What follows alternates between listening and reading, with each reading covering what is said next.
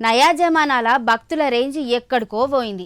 పూర్వం రోజులల్లా దేవుని దగ్గరికి పోయి స్వామి నాకు మంచి కొలువియు పిల్లా జల్లను సల్లగా చూడని కోరుకునేటోళ్ళు. కానీ గీ కాలం అంతా అప్డేట్ అయింది. డైరెక్ట్ దేవునికే సుపారీ కాంట్రాక్ట్లు ఇవ్వబట్టే. ఏందా ముచ్చట అంటారా?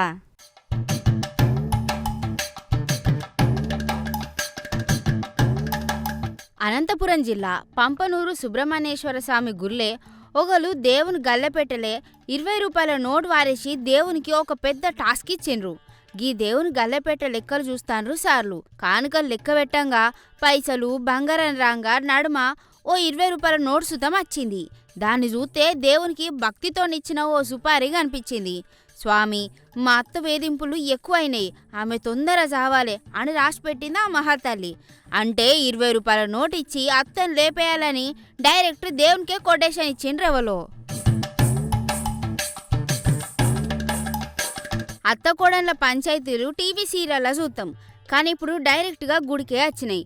ఇట్లా అత్తగారితో పెట్టుకోలేక కోడలే చేసిందో ఐడియా అల్లుడే చేసిండో గాని పోలీస్ స్టేషన్కి పోతే కేసు డిలే అవుతుందని ఏకంగా ఎమర్జెన్సీ కేసు కింద సుబ్రహ్మణ్యేశ్వర స్వామికి అర్జీ పెట్టుకున్నారు. ఈ సుపారీ లంచం 20 రూపాయలు. మరి అయినా 20 రూపాయలకి మనుషులను లేపేసే అంత తక్కువ రేటు దేవుడికి కట్టుడు చూస్తే ఆ దేవుడు కూడా కొంపదీసి నా మీద కోట్ల కేసేస్తారేమో అని భయపడుతుండొచ్చు.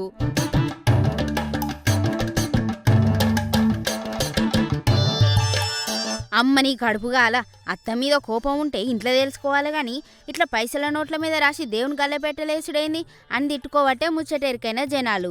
రేపు మాపు నాకు అప్పిచ్చినోడు అడగకుండా చూడు స్వామని 10 రూపాయల నోటు మీద రాసినారా అత్తరు కావచ్చు. మరి ఇంట్లో అత్తగారిని భరించలేక దేవునికే 20 రూపాయల సుపారీ ఇచ్చిన ఈ మనిషి అప్లికేషన్ని మరి రిజెక్ట్ చేస్తాడో ఆ దేవుడు, లేక అత్తగారికి ప్రమోషన్ ఇస్తాడో కాలమే చెప్పాలిగా.